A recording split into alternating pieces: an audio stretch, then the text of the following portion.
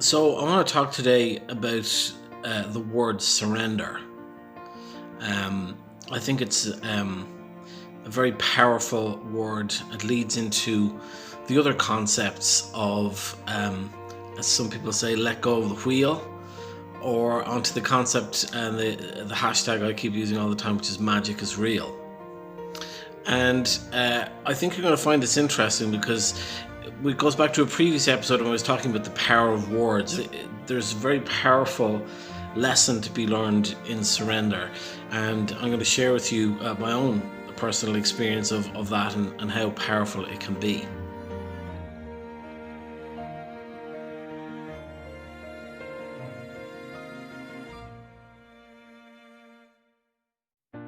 So recently, while doing an episode, I pulled cards during the episode, and out of 79 cards, we got the perfect cards for what we were talking about. I'm going to do exactly the same thing here right in front of you.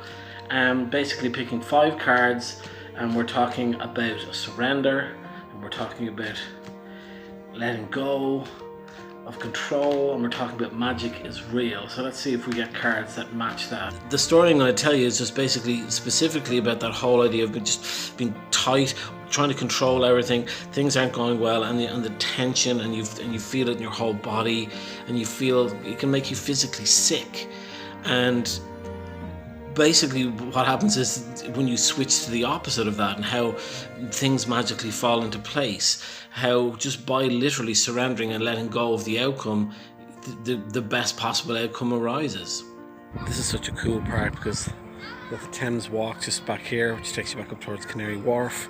And look at this view here behind me. And it's just literally 5 minutes walk from where I live.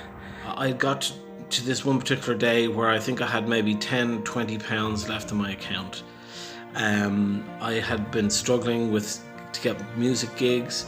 The checks I was expecting to come in for some of the acting gigs that I bought were being delayed severely, and I was behind a couple of weeks in rent, and I was just at my wit's end. It didn't make sense to me. Why were things going so wrong? I had this fantastic plan to survive when I came over, and I bought musical equipment. I was able to go and do gigs, and everything had gone so well in the first couple of months.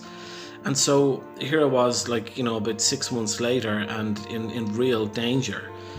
Something I love to do when I go to parks now, by the way, is I like to ground myself, which means you're walking in your bare feet on the grass, literally taking the energy of Mother Earth into your body. Oh my God. You've got to try it. It's like walking in the ocean with your toes in the water. And I remember I was walking down the main street in Crouch End, and I just thought to myself, I'd really love a hot chocolate right now. I swear, it's an absolutely true story. And my brain goes, Hugh, you can't afford that. You know that's money you could be buying, groceries or whatever. And I was like, no, I've decided that this is what I want.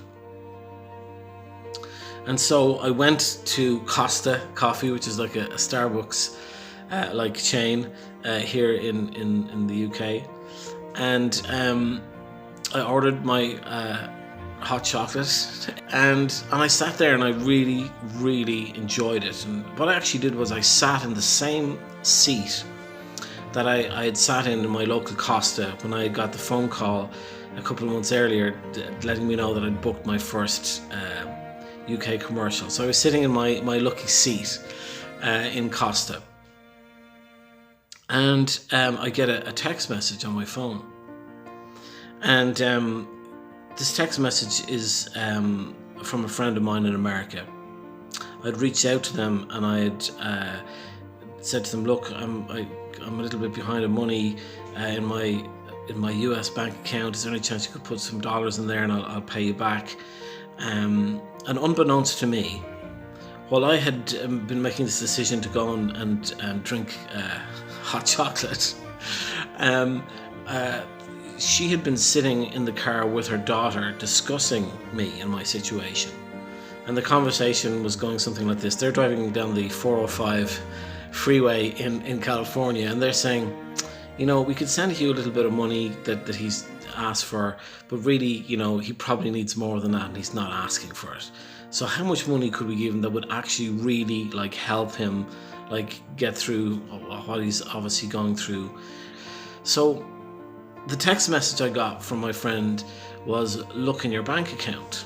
Something else I love to do, especially when I go to a park or something, is write in my journal. And it's another tip that I picked up from Abraham Hicks. He talked about the importance of just writing down your different thoughts, having a place to get them out.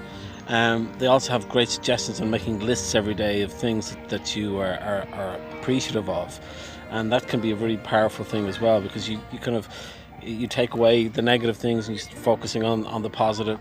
Definitely something I recommend, and you try it for a couple of days and you'll see it does make a big difference. I see the text, I go to my bank account on the app on my phone, and I fall back on a chair in absolute shock, because there was $500 put into my account. $500 was exactly the amount that I needed to catch up with my rent and some other outstanding bills that I had. And you just couldn't make that up, could you?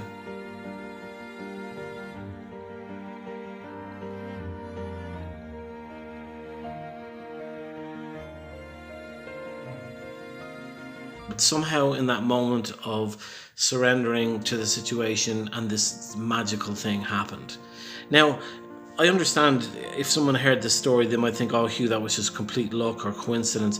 But this has happened to me so many times in my life. In the center, experiencing.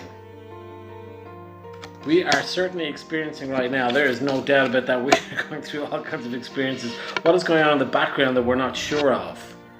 Healing. Doesn't feel like it sometimes, but there is a lot of healing because we're working through a lot of the hurt that's out there. We've got source. This is the thing we know is in front of us, that there are changes happening. People are making connections to their spirit. What is the solution to this problem?